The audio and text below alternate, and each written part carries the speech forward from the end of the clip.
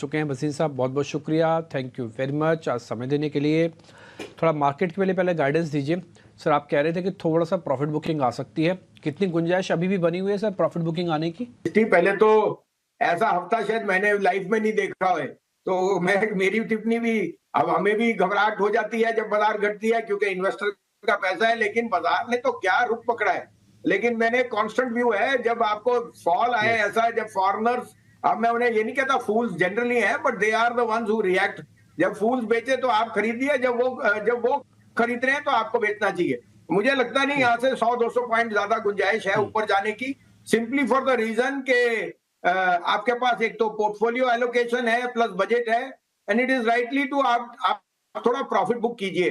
Stock और sector rotation चल रही है डीपी और सृष्टि, क्योंकि किसने सोचा था IT will be the biggest gainer this week along with FMCG, auto और पीएसयू कुछ नहीं करेंगे, तो ये रोटेशन चलेगी। आपको सतर्क रहना है। इंडेक्स पे मैं ज्यादा बुलिश नहीं हूं, मेरे को लगता है इवेंट डिस्काउंटिंग हो गई है और शॉर्ट कवरिंग का काफी लंबा बाउट हो चुका है। 470 पॉइंट एक दिन में बहुत रैली होती है, लेकिन स्टॉक स्पेसिफिक आपको रहना है। आपको अभी अपडेट भी दे दूं, आपको लुपिन का था, अशोक लीलैंड का था, वो बहुत आउट परफॉर्मर है। आपको एचडीएफसी लाइफ का था, आज मैं रीट्रेड कर रहा हूं। अब एचडीएफसी लाइफ टेक्निकली 560 के ऊपर क्लोज हो गया, ये 600 तक नहीं रुकेगा। The rest I have been bullish on ABFRL, जो एक आउटस्टैंडिंग स्टॉक था और 40% रिटर्न दिया फ्रॉम द लोज। सारा एबी ग्रुप, वोडाफोन, आपका ABFRL, AB capital, UltraTech, Grasim and Hindalco, ये सब आउट परफॉर्मर्स हैं। आपने अभी लिकर शेयर का जिक्र किया, तो मैंने काफी टाइम से पिकेडली एग्रो को बहुत पकड़ा था 300 350 पे। वो इंद्री सिंगल मॉल्ट बनाती है और एक वो बेस्ट सेलिंग मॉल्ट है इंडिया में, और वो पिकेडली एग्रो का शेयर तो मेरे ख्याल डबल से भी ज्यादा हो गया है और अभी भी गुंजाइश है। तो selectively a lot of these alcohol beverages and consumption stocks are doing well, वहां रखिए। आज के लिए 3 पिक्स है, आप कहे तो मैं शुरू करूं। इंडेक्स पे न्यूट्रल व्यू है, स्टॉक की रोटेशन करिए। पीएसयूज में जो रैली आती है थोड़ा हल्का होइए, और आईटी आपको लिए विप्रो आउट परफॉर्मर है, 440, 450, 460 वाला 490 हो गया। 525 से पहले विप्रो रुकेगा नहीं, उसके साथ एचसीएल टेक और एक और आईटी पिक आपको मैं दूंगा। ठीक है सर। वसीम साहब बताइए फिर वो शेयर। खैर आपका ये जो लिकर वाला स्टॉक है ना, ये तो खैर काबिल तारीफ है। देखिए अनाउंसमेंट हुई थी, मेरे को लगता है शायद कोई बहुत पुरानी बात भी नहीं है, 7-8 महीने पुरानी बात है, जब इंद्री को अवार्ड मिला था कि वन ऑफ द बेस्ट अपने सेगमेंट की है वो, जो भी इनकी ग्रेडिंग होती है। उसके बाद से शेयर रुका नहीं। अब चार्ट पे देख के मैं तो खुद हैरान, मैंने काफ़ी दिनों बाद देखा। वसीम साहब आपकी पसंद काफ़ी ठीक है, काफ़ी अच्छी है। शेयर देखिए अभी भी आप कह रहे हैं काफ़ी पोटेंशियल है, 900% का रिटर्न मिलने के बाद भी, ये इंटरेस्टिंग है। अच्छा सर बताइए आप कौन से शेयर्स बता रहे थे?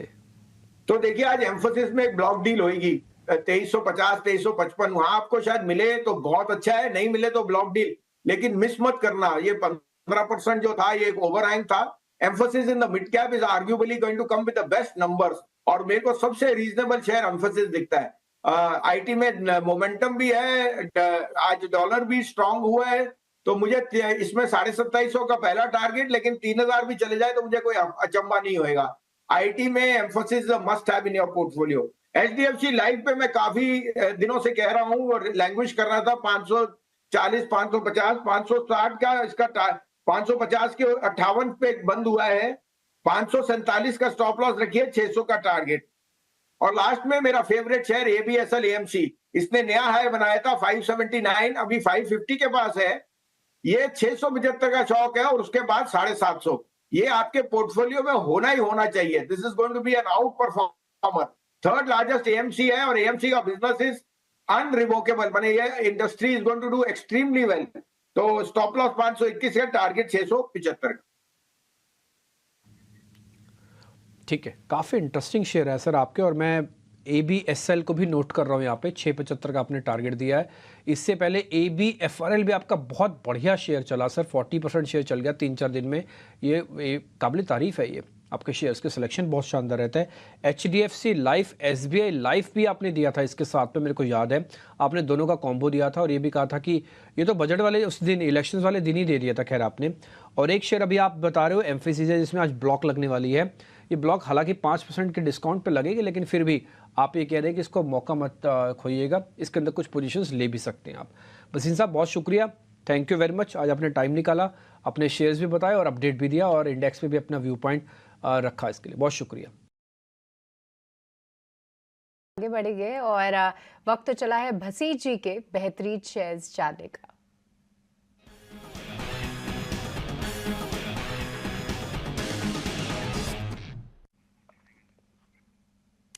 वसीम जी वेरी गुड मॉर्निंग, बहुत बहुत स्वागत है आपका। और जी हाँ, कल जैसे आपसे अपने एक बार मार्केट्स पे भी राय ली थी, आपका यही कहना था कि बहुत ज़्यादा अपसाइड जो है करेक्ट लेवल से नहीं दिखती है आपको, और कहीं ना कहीं हमने आखिरी के आधे एक घंटे में वॉल्टिलिटी भी देखी, डे लो पे बाजार क्लोज हुआ। क्या वो व्यू इंटैक्ट है? एक बार उस पर ही आपसे अपडेट जानना चाहेंगे। हाँ, गुड मॉर्निंग सृष्टि, आपको डिम्पी। बिल्कुल all good news is getting priced इन। अब आपके पास फेड की मीट है और हमारे यहाँ जो अनिश्चितता थी पोर्टफोलियो की वो भी हो गई है, लेकिन बड़ा इवेंट होएगा बजट और मुझे लगता है वहां पे a lot of compromise will have to be made. Markets में आपको सेक्टोरल रोटेशन दिख रही है।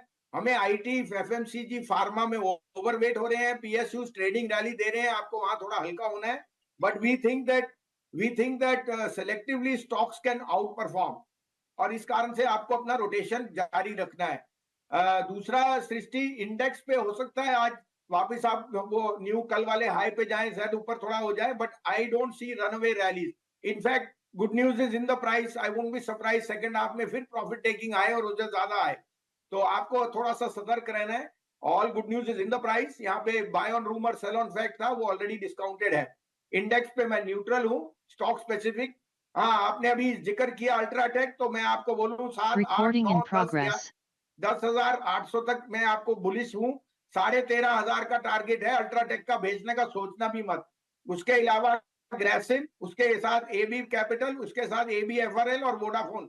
AB group is the rerated group. ये ग्रुप में कोई भी शेयर डिक्लाइन पे मिले लीजिए। You can add an Hindalco also. Okay ठीक है, डन। तो ये तो कुछ एक शेयर्स हो गया, आप अपडेट भी दे रहे थे। संजीव सर, कोई नए शेयर्स हैं क्या आपके लिस्ट में? कोई नए शेयर या कुछ और अपडेट दे एडिशन? दूं आपको, 31 मई को कहा था विप्रो 438.26 का स्टॉप लॉस, 475 का टारगेट, वो हो गया। एसबीआई लाइफ ने कल न्यू 1 मंथ हाई मारा और सो डिड एचडीएफसी लाइफ 575। और बजाज फाइनेंस आप पूछ रहे थे 6630 पे बाय दिया था, 7000 का टारगेट और 7300 बिक गया। RBL as hit target, GMR 95 का टारगेट कायम है, एबीएफआरएल का टारगेट हो गया, एबीएसएल एएमसी 603 बिक गया, 675 की तैयारी कर लो। और चौथा था आपका कोल इंडिया, ये भी आपका टारगेट हिट हो गया। अब मैं बोल रहा हूं कि लो कॉस्ट हाउसिंग में जो बढ़ोतरी आएगी उसमें इंडिया बुल रियल एस्टेट जैसा शेयर नहीं है। अगर एनबीसीसी और हुडको री रेट होते हैं, इंडिया बुल रियल एस्टेट को 250 होना चाहिए। 175 का टारगेट है, 125 का स्टॉप लॉस। दूसरा डिम्पी जी, सृष्टि में आईटी पे बहुत बुलिश हो गया। ऐसे आप मार्केट की कंपैरिजन कर ही नहीं सकते, where in the Nasdaq is hitting fresh new highs and market cap of Amazon, Nvidia, वो so IT AI is improving। कल हमने एम्फोसिस के इस जो ब्लॉक डील हुई है उसमें पार्टिसिपेट भी किया एज अ डिस्क्लोजर, क्लाइंटों को दिलाया है 2365। ये हमें 2750 और 3000 का टारगेट दिखता है एज अ डिस्क्लोजर। अभी हम एलटी माइंड ट्री लेंगे 4840, 4740 का स्टॉप लॉस, 5000 का target. Tech Mahindra, I think the best performing along with HCL tech and Wipro is tech Mahindra.